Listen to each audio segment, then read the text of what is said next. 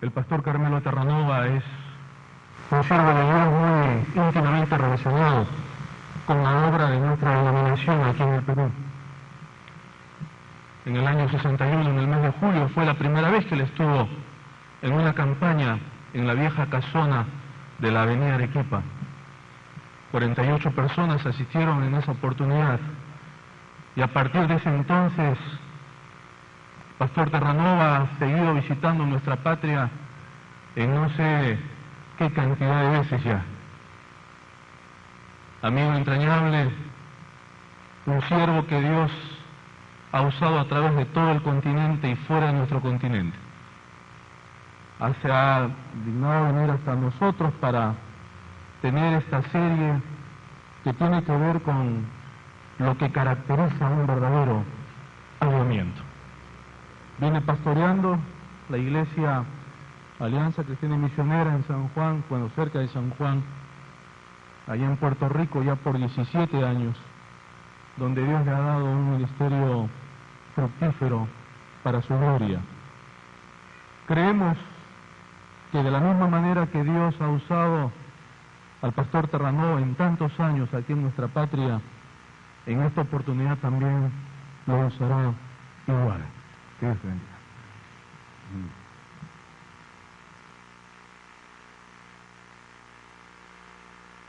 Tengan la bondad, por favor, de estar de pie un momento.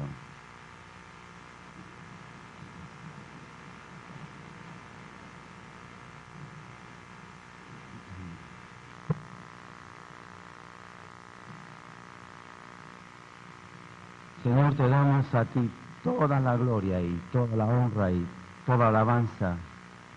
Declaramos que eres el Señor de nuestras vidas, el dueño de la iglesia, y tú eres el predicador. Declaramos que el Espíritu Santo está acá, Señor, para redarguir e enseñar e instituir en justicia. Y declaramos, Señor, que te pertenecemos, comprados con la sangre preciosa del Calvario, y nos gozamos en pertenecerte. Ahora, Señor, habla a tu pueblo. Bendícenos en el nombre bendito de Jesús. Amén. Tomen asiento, por favor. Volver a Lima es para mí un privilegio y un gozo saturado de historia y de recuerdos inolvidables. No habían nacido muchos de ustedes cuando yo estaba caminando por las calles de la vieja Lima, que la encontré remozada, modernizada, dinámica, atractiva y encantadora. Yo prediqué aquí cuando también había una casona en este lugar y después en un tabernáculo que había por aquí al costado, y cuando se inauguró el templo fue el predicador en aquella oportunidad. Así que me encuentro en mi casa. Así que estamos bien todos, ¿no es cierto? Ya nos conocemos. Y voy a tocar un tema que me sorprendió cuando llegó a mi conocimiento, sobre el avivamiento. Cómo discernir, percibir, diagnosticar un verdadero avivamiento. Y la sorpresa vino porque es un tema que por varios años me ha cautivado y ha sido el motivo de mi investigación y de mi preocupación. Y esta noche, aunque haré una vista panorámica de la condición genérica de la Iglesia y la sociedad, algunas cosas quiero mencionar. La historia de avivamientos tiene tres particularidades. La primera, que es impredecible. No se puede fabricar. Es impredecible. Dios maneja los hilos de la historia, irrumpe en el tiempo conforme su sabiduría y sus designios. El segundo factor es que son inexplicables. Cuando usted quiere explicar un avivamiento, lo para. Y no tienen explicación. Escapan totalmente a las definiciones teológicas, eclesiásticas y litúrgicas. Rompen completamente cualquier esquema de explicación. Y tercero, son irrepetibles. Y subrayo el pensamiento para que se marque en el corazón de ustedes. Dios nunca se repite. Y enfatizo este pensamiento que puede ser la trampa de muchos movimientos, de muchas iglesias, de muchos grupos. Dios comienza a obrar con sabiduría, manifiesta su gracia y su misericordia, nos encanta el mover de Dios y queremos repetir lo que está haciendo Dios. Y dice, no, yo no me repito. Henry Drummond, el famoso botánico, arqueólogo, investigador alemán, amante de América Latina, estaba en Paraguay el siglo pasado y de pronto encuentra una hoja bronceada, una hoja preciosa, muy bonita, dura, tipo nogal. Dijo, qué hoja bonita, buscaré otra igual para llevársela a mi esposa. Y buscó la réplica de aquella hoja. No la encontró. Y siguió buscando. Y le llamó la atención que no había nada repetible en la naturaleza. Nada repetible. Siguió buscando caracoles, buscando granos de arena, buscando algunas frutas, aun pétalos de rosas, y para su sorpresa, la imitación parecía perfecta, la réplica jamás era perfecta. Y entonces en Londres, en un congreso científico, él declara estos pensamientos. Y él dice, yo desafío a los científicos, botánicos, investigadores, que busquen en la naturaleza una réplica de la creación. La gente se rió. Y él dijo, nos vemos el año que viene. Durante 3 años buscaron la réplica de cualquier cosa creada y no existe. Dios jamás cambia los principios, jamás repite los modelos. Dios es irrepetible. Y cuando hace un avivamiento, lo interesante que nunca lo repite. He estudiado algunos de ellos, he pasado tiempo estudiando el tiempo de Wesley, cuando irrumpe después de la famosa reforma, siglo XVII, irrumpe aquel hombre apasionado, ardiente, con su mensaje de la santidad, de la vida espiritual, del amor perfecto, y ocurren cosas que contaré en otros días, que fueron para aquella gente una novedad, un mover de Dios que no se repitió después. El avivamiento de Finney, Charles Finney, Estados Unidos, exactamente ocurrió lo mismo, un mover de Dios, un actuar de Dios, no parecido a ningún otro, pero con las marcas de la presencia de Dios. El argumento de Moody, en Sudáfrica, estaba leyendo estos días la vida de Anders Murray, qué hombre extraordinario, cómo oraba por el avivamiento, cómo soñaba, cómo ardía, cómo gemía para ver en su amada patria un avivamiento. Cuando llegó, él se opuso, porque estaba dentro del esquema de su concepto de avivamiento ni de sus ideas del mover de Dios. Pero acepta que Dios lo hizo a su manera. El avivamiento de Gales, que lo estudié durante varios años, tenía características irrepetibles, y las nuevas évidas exactamente igual. En el año 40 en Corea, Dios irrumpe en un grupo de pastores y trajo ese movimiento de Dios que levantó las iglesias más grandes de Asia, y ninguno fue igual a los otros.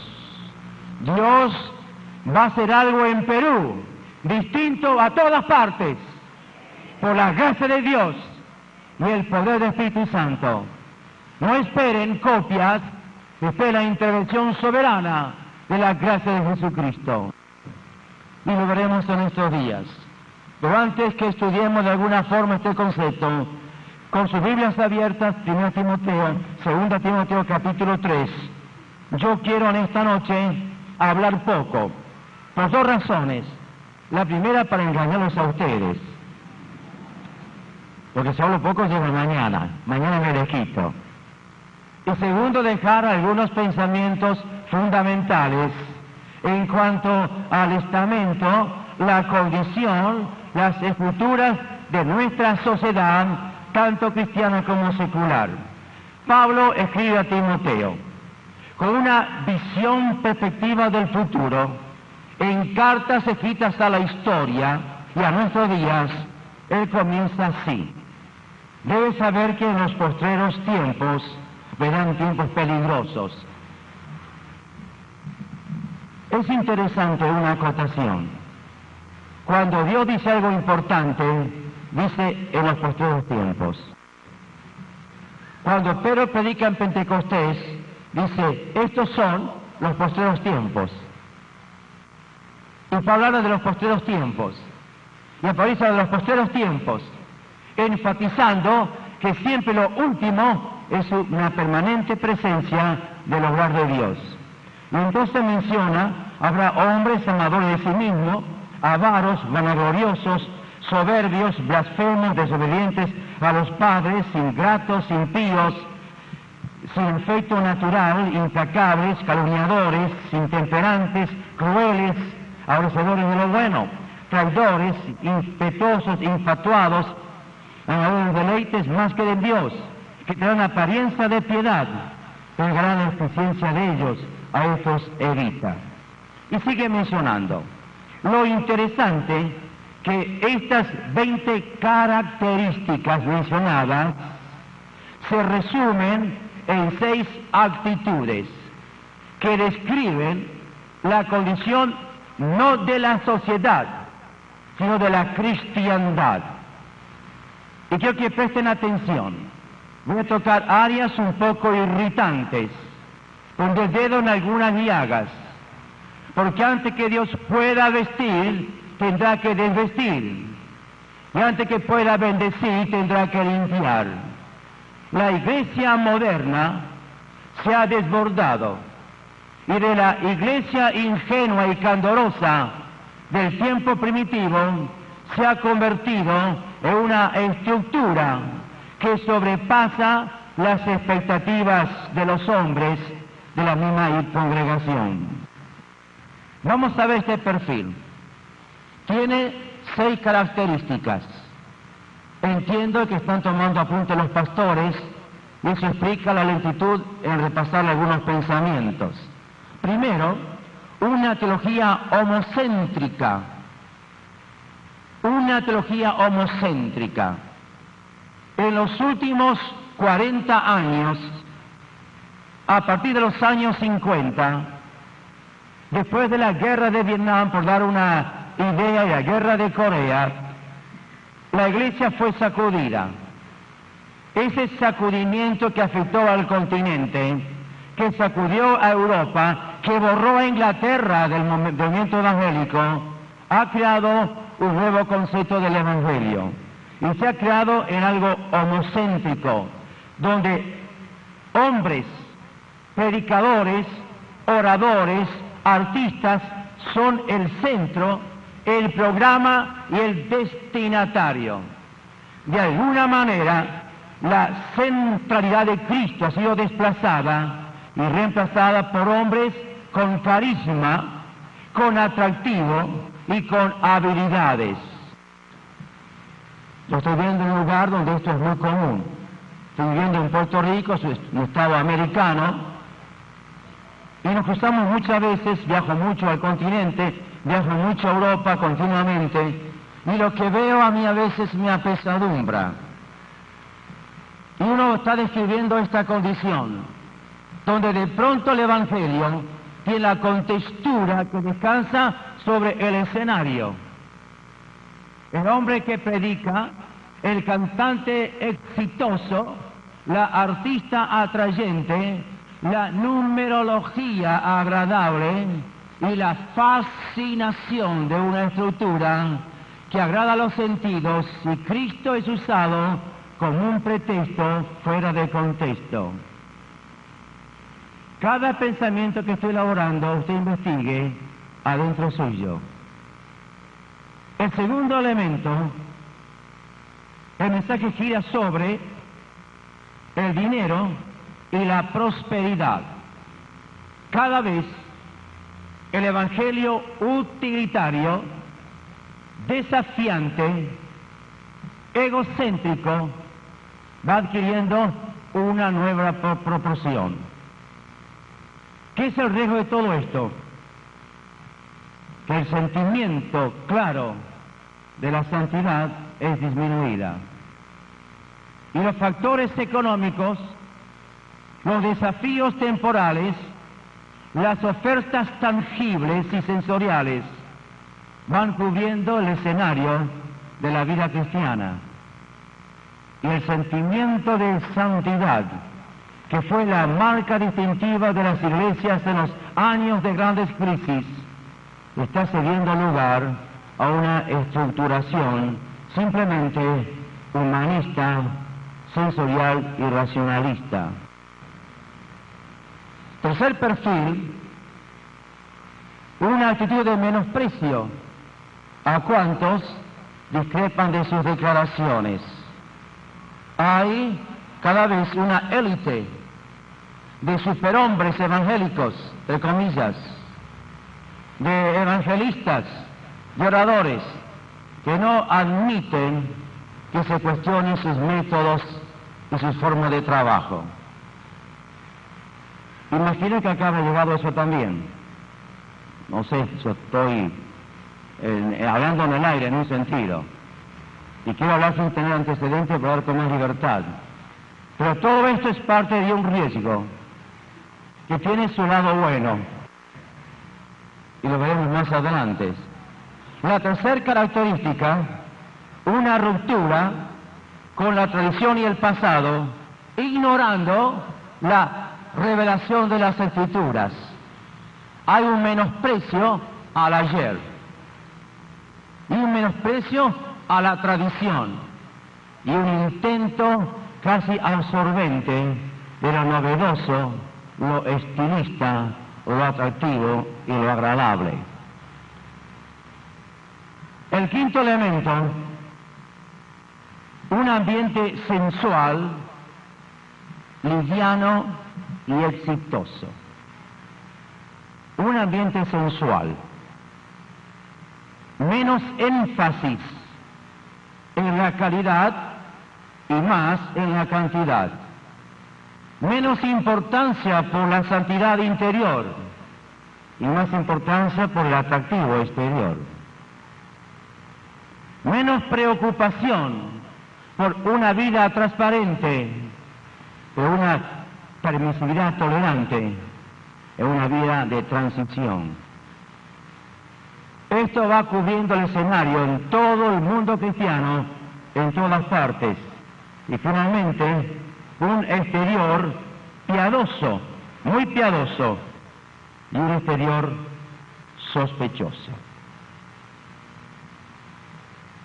En este ambiente, pastores, ministros, hombres y mujeres de Dios, debemos analizar en qué áreas estamos atrapados nosotros. La sutileza con que estoy invadiendo la iglesia en los últimos 20 años y se ha hecho desesperante en la última década, llega a niveles de asombro. Los grandes problemas morales de la sociedad han entrado en la misma iglesia. Ahora, cuando pensamos esto, en este marco referencial, hay que buscar una respuesta bíblica.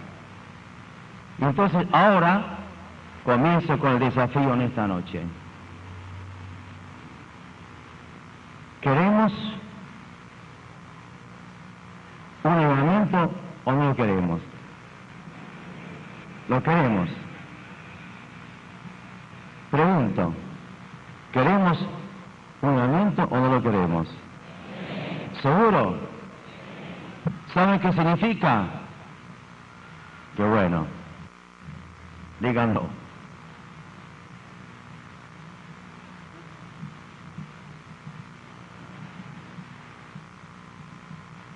En el año 1971 Dios me llevó a Canadá a tener un ministerio en campamentos.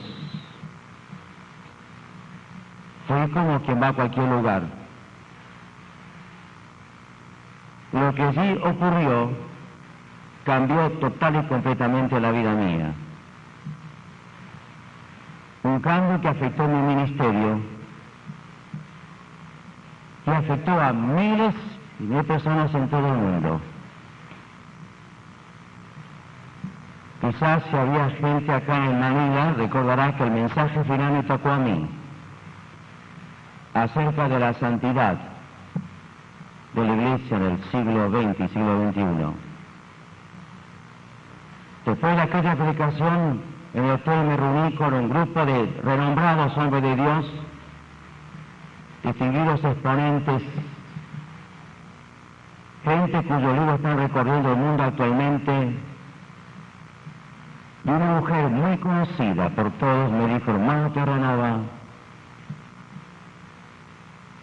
ese mensaje suyo, la Iglesia moderna no lo va a entender. Porque la santidad está en retroceso y el éxito está en prioridad. Vi moverse a Dios en el año 71 de una manera increíble. Dios trajo un avivamiento en Canadá. Se comenzó con el avivamiento de Alberta, del oeste de Canadá.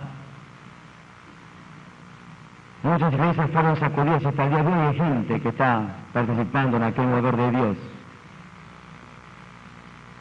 Cuando volví a Argentina, vivía allá en aquel entonces, yo tomé todos mis libros, más de 4.500 tomos, todos ellos, los coloqué en barriles, es la palabra, los coloqué en barriles, los guardé, y por 3 años solamente tenía mi Biblia, mis rodillas y una buena concordancia. En esos 3 años estar solos con las Escrituras, Dios fue hablando a mi propia vida y mi propio corazón, de tal manera que un mundo nuevo se abrió en mi vida espiritual. Dejé de ver lo que los hombres decían de Dios, comencé a ver lo que Dios decía de los hombres. En esa intensa búsqueda de las Escrituras, algunas cosas fueron claras en mi vida y en mi ministerio. Una de ellas, el riesgo de una vida espiritual. Y voy a hablar francamente de 5 riesgos de un avivamiento. Riesgo es riesgo. No es una aventura, no es un paseo espiritual, no es una alegría religiosa, no es una euforia mística, es algo desgarrador y desesperante, porque nunca Dios construye si antes no destruye, nunca llena si antes no vacía. Y si esta iglesia de Jesucristo, si esta nación maravillosa que Dios llamó para vencer a muchas naciones, enfrenta el riesgo, yo les garantizo que habrá acá un nuevo amanecer para gloria de Dios y bendición de las naciones. Pero quiero que me escuche bien. Voy a hablar de 5 riesgos que tal vez le cueste más de lo que jamás ha pensado, pero va a conseguir mucho más de lo que nunca ha soñado. Decía Gimendo Andrés Murray en una de sus cartas enviada a Londres: nunca pensé que Dios rompería tanto, pero nunca imaginé que reconstruiría tanto. Nunca había pensado que tantas cosas borraría de mi ministerio y que tantas cosas nuevas colocaría en mi ministerio. Mi amado hermano, mi amada querida, enfrento el riesgo de un avivamiento. Primero, el riesgo de tratar seriamente con el pecado. Seriamente, muy seriamente con el pecado. No como una cosa sencilla, sino como la cosa más importante de la vida suya. Un anciano pastor coreano nos visitó. Tengo aquí las notas que él me dejó, contando cómo en Corea Dios visitó a aquella nación el año 40, 55 años atrás. Y lo curioso, que no pensaban que iba a haber avivamiento en aquel lugar.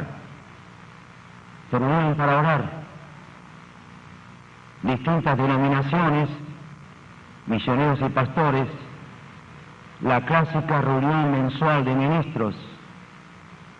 Y de pronto un pastor coreano pequeño, menudo,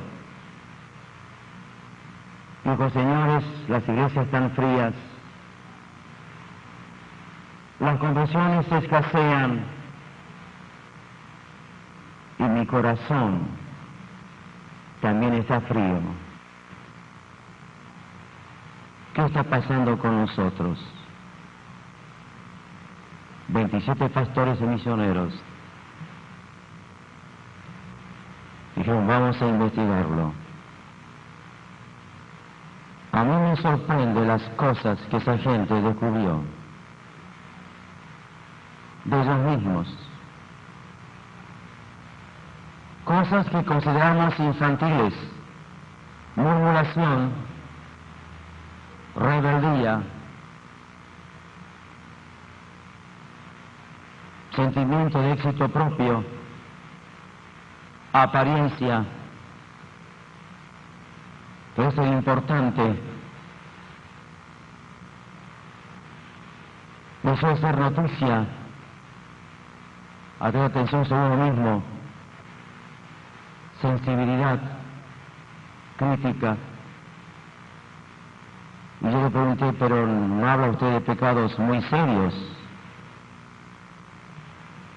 Ni sexo, ni robo. No, me dijo. Son los pecados que justificamos que para la bendición de Dios. Y la primera cosa, mi amado querido, mi amada mía, tendrás que investigar la condición de tu corazón. En todo avivamiento hay una nota común: la totalidad de la gente envuelta tenía conciencia de pecaminosidad y determinación por limpieza. El hogar de Dios de las nuevas vidas, con el famoso evangelista Evans, Robert Evans, tuvo una nota muy curiosa. Estaban orando 3 semanas seguidas, noches enteras. Parecía que Dios quería moverse y algo no paraba. Y gemían todo el tiempo, hasta que se levanta un hombre de aquel lugar diciendo: hermanos, yo soy el obstáculo. Hay pecado en mi corazón y yo estoy parando la bendición de Dios. Acá habrá 2.000, 3.000 personas en todos los lugares. Uno solo de ustedes puede parar la bendición de Dios. Acán llevó a la derrota al triunfante ejército de Josué. El riesgo de tratar seriamente con el pecado. Hemos sacado un lenguaje de explicación, hablando de tendencia, de carácter, de conducta, de temperamento. Pero el pecado siempre es pecado. Dios es muy severo conmigo, muy severo, y le agradezco por su severidad. No me permite una una sola justificación de ningún pecado. El riesgo importante de vivir una vida de acuerdo a la moral bíblica. No hay un evangelio para el tiempo de Pablo y un evangelio para el siglo XXI. No hay una moral paulina y una moral contemporánea. La Biblia, permítanme acercarme esta noche, y ojalá explique el concepto como explico a mis alumnos en el seminario. La Biblia fue escrita en el pasado, pero viene del futuro. No viene del ayer, estampada en pergaminos y en papiros en el tiempo de la antigüedad, fue dada por el Dios del futuro y no Dios del pasado. Viene del más allá, del arriba, del después. No es el viejo libro de patriarcas. Mi opinión es un solterón llamado Pablo, y las fervientes visiones de un anciano Juan. Viene del después y del mañana. Del cielo fue revelado, y es tan nuevo hoy como ayer, y tiene validez. Sus noes son permanentes, y sus síes son triunfantes, y su moral es la misma moral, ahora, ayer y por los siglos, como es Jesucristo. Él no ha cambiado, Jesús. No cambió su misericordia, no cambió su poder, no cambió su compasión, su gracia infinita, no cambió su ternura, tampoco cambió su moral, ni tampoco cambió sus principios, ni tampoco cambió su ética. El riesgo de vivir a una vida de acuerdo a la moral bíblica a mí me aterroriza. Cuando se están levantando más y más iglesias de homosexuales, porque es una preferencia selectiva.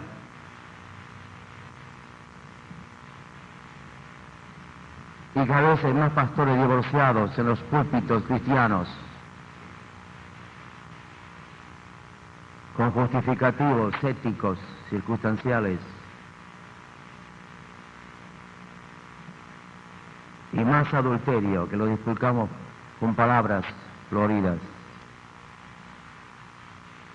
Mi amada hermana, mi amado hermano, no vine yo a endulzar oídos.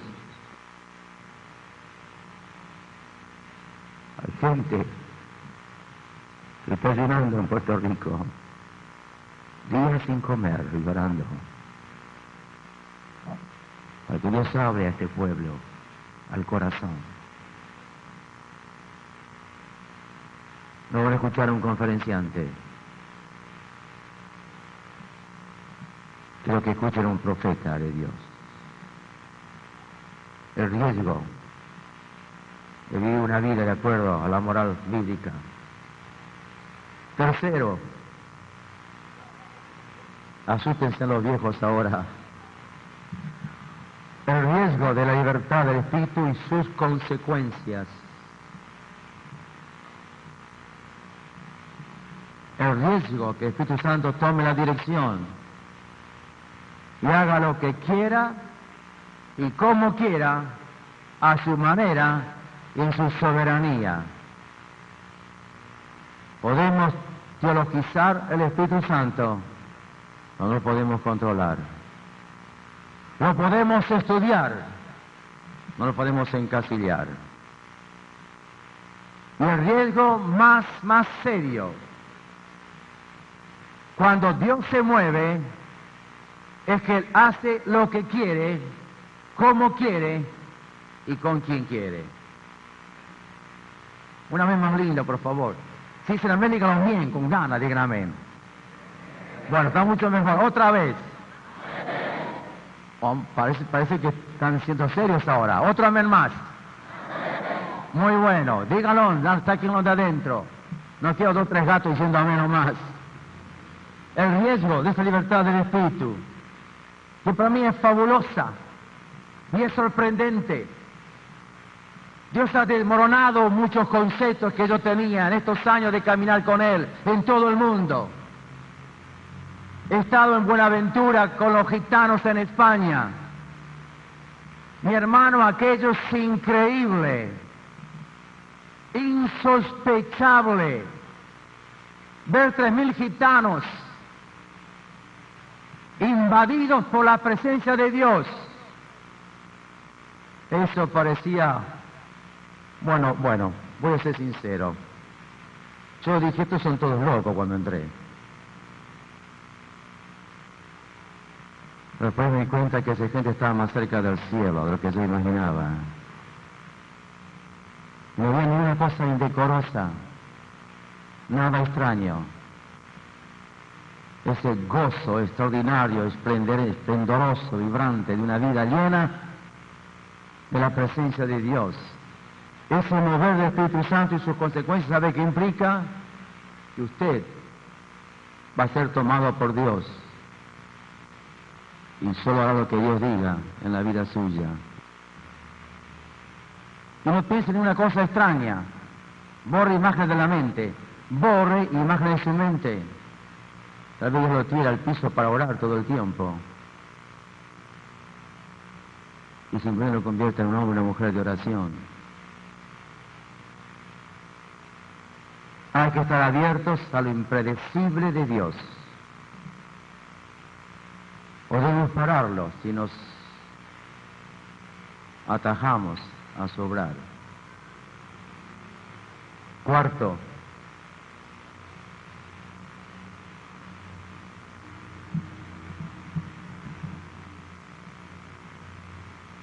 quiero ser muy cauteloso con este concepto. El riesgo de volver al primer amor.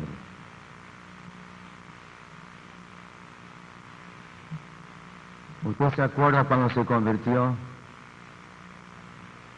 Qué extraordinario que era, ¿verdad? Era el cielo. Pensaba usted que era la persona más feliz del mundo. ¿Qué pasó después? ¿Se acuerda que no sabía orar, pero igual oraba?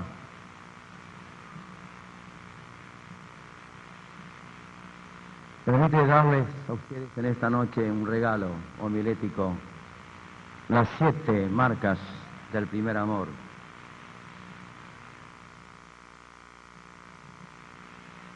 Se leyó Apocalipsis muchas veces y se predicó tanto en la iglesia de Éfeso. Yo estuve en Éfeso hace poco, en el mes de enero. Me impresionó aquel lugar. Yo casi caminaba atemorizado. Sentía vibrar la presencia de aquellos gigantes espirituales. Aquella congregación que tuvo a grandes pastores, Pablo, Apolo, Timoteo, Juan. Una iglesia dotada, una iglesia centrada, una iglesia mística y profundamente espiritual. Una iglesia expansiva y misionera, y fue creciendo por años, y de pronto se para de golpe, y se derrumba, y Juan lo anticipa. Tengo contra ti que has perdido el primer amor. Iglesia de Perú, pastores, ministros que saben tanto de tanto, Dios te está diciendo, has perdido el primer amor. ¿Dónde lo has dejado? ¿Cómo es el primer amor? Cree todo. Cree todo. Todo lo cree. Tome 2 enamorados. Cualquier cosa creen. Lo que le diga al otro. Yo soy un príncipe. Ah, sí, mi amor. Sí, sí. yo te adoro, sí, mi vida. Cualquier bobería creen. Creen todo, todo creen. Ni lo cuestionan. Después se casan, ya cuestionan todo. Así es el primer amor. Y yo lo sé, porque sigo enamorado. La segunda marca, vive asombrado. Vive asombrado.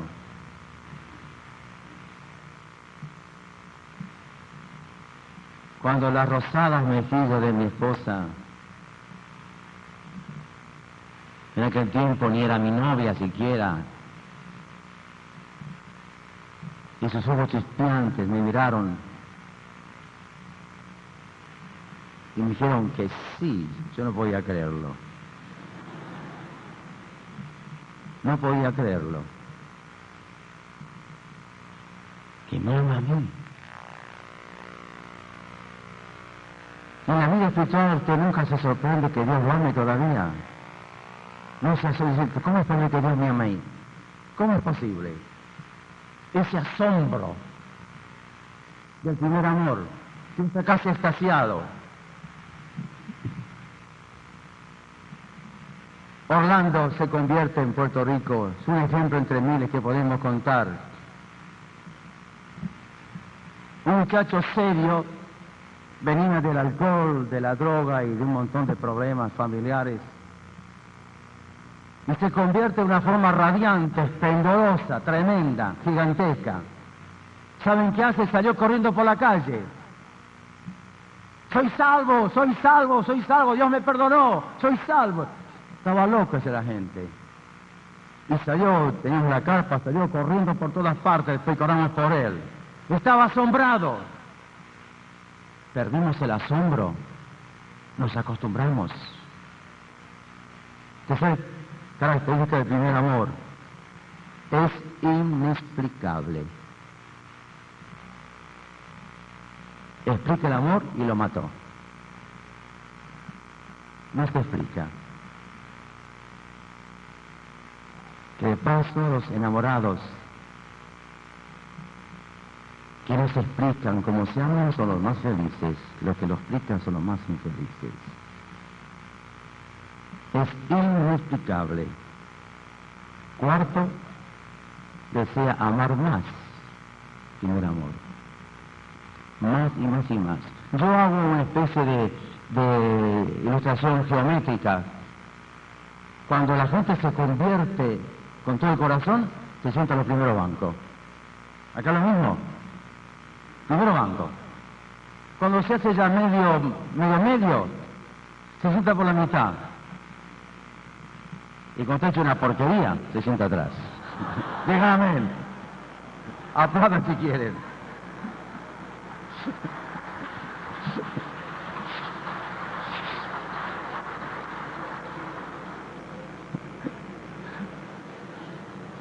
Acá también lo mismo parece.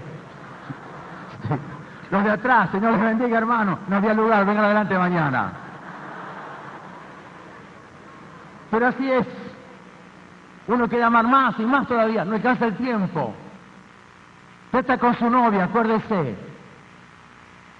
Como yo te veo, mi amor, no sé 4 horas que estoy. Quédate, voy a matar a tu papá. Quédate igual. ¿Cómo se llama al Señor que estar más tiempo con Él? Y más tiempo con Él, más tiempo con Él. Quinto, decía servir más, servir más. Yo hablo mucho con matrimonios. Cuando uno es novio, la atiende al novio como una princesa. Le abre la puerta del carro y dice, pasa, mi amor. Le pone la silla, le cansa algunas cositas. Se casa, vamos vieja, apúrate. Vamos. Vamos, Rafa. Dale, ¿qué está haciendo ahí? Movete, que es tarde.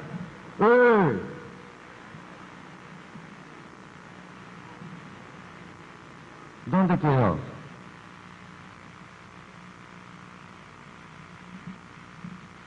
El primer amor desea agradar más, agradar mucho más, ser agradable. Mi esposa vive enamorándome. ¿Se viste mejor en casa? Para mí, que cuando sale afuera. Intenta agradarme. Yo quiero lo mismo, exactamente igual que le agrademos a Él. El primer amor. ¿Qué quieres, Señor? ¿Qué te gusta? ¿Qué te agrada? Mi hermano, eso es muy importante. Mucho más.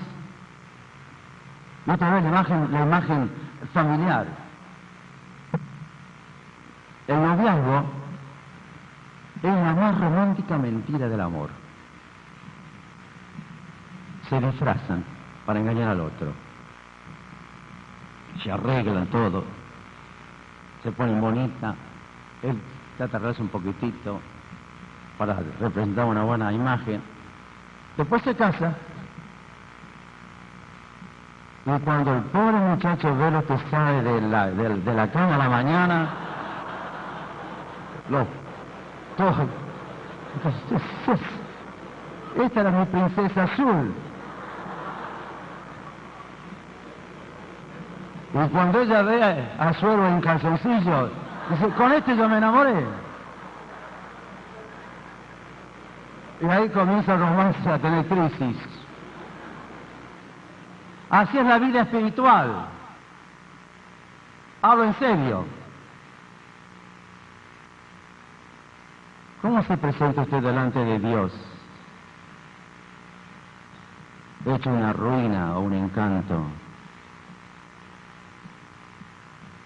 Desea agradar más y más al Señor.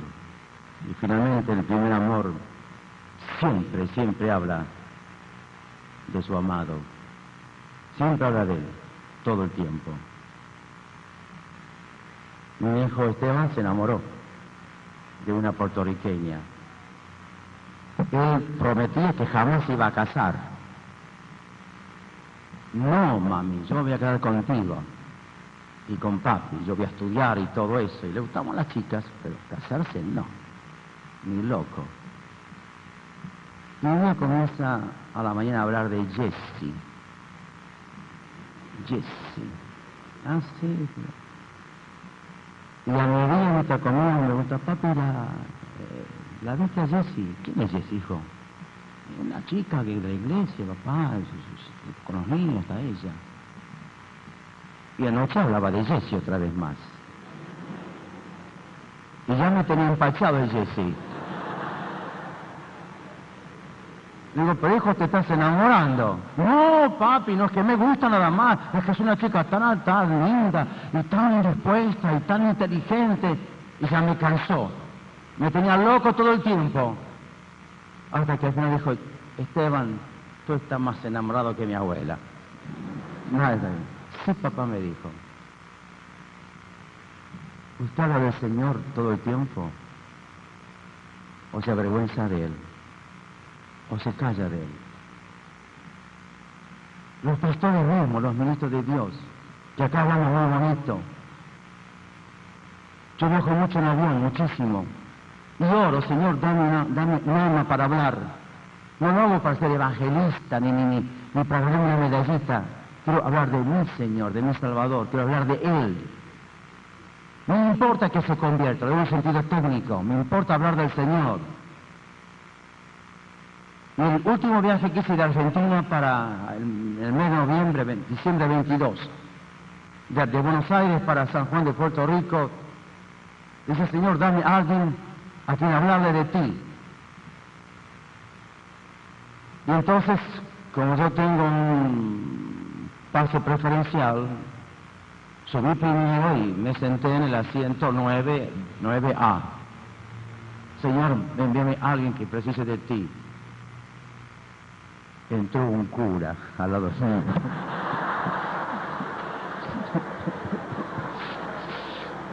¡Qué locura!, dije yo. No.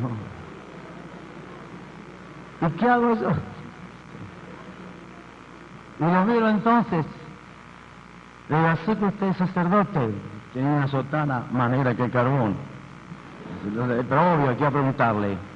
No, sí, me dice, yo soy ministro del Evangelio. No soy la competencia, ¿eh? Dije yo quiero bendecir, quiero que este viaje sea una bendición. Porque qué hermoso que se vea a Jesucristo, ¿no es cierto? Y sacó el rosario y comenzó con el rosario a rezar 300.000 Ave María y 400 Padre Nuestro, todo el tiempo así. Se asustó el hombre.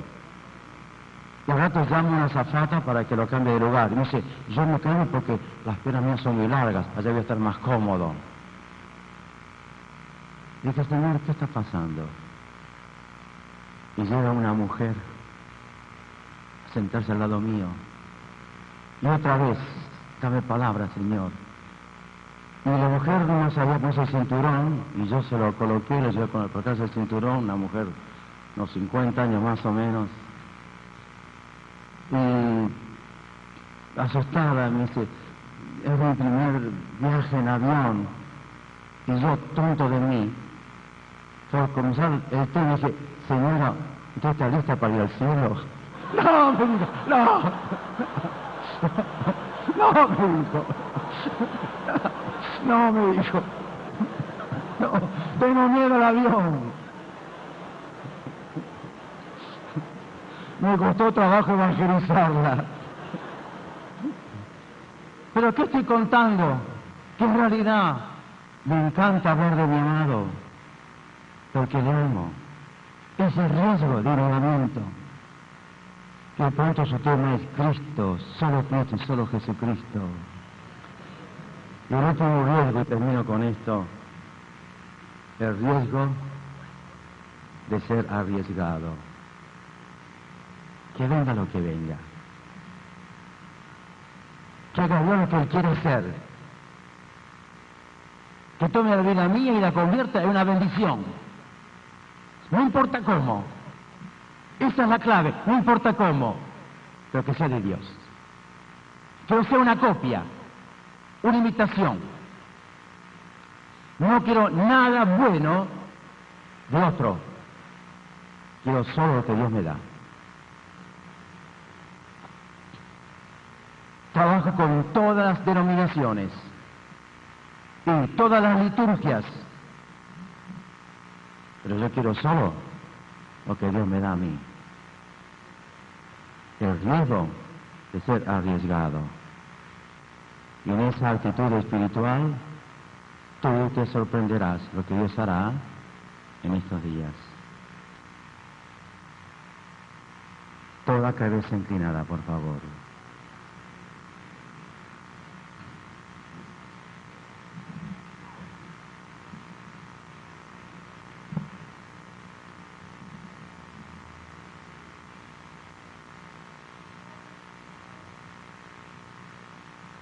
Señor, tenemos tanto temor de repetir lugares comunes y frases escuchadas y repetir conceptos elaborados. Que yo te suplico en esta noche que des a cada corazón lo que viene de ti, para tu gloria y para tu honra. Llévanos preocupados a nuestros hogares. Y Señor, si es posible, con tal carga nuestras vidas, que al llegar a nuestros lugares nos arrodillemos y digamos, haz lo que quieras conmigo, Señor. No lo que quieras.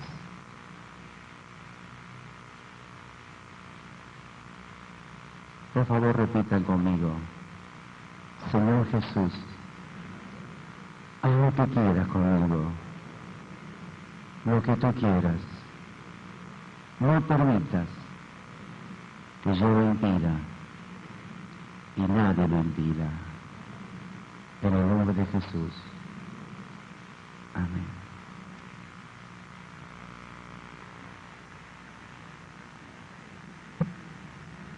Hay un hermoso coro que dice, Dios supremo eres, soberano en gloria, eres incomparable, Y el autor sigue hablando de este Dios, describiendo a este autor.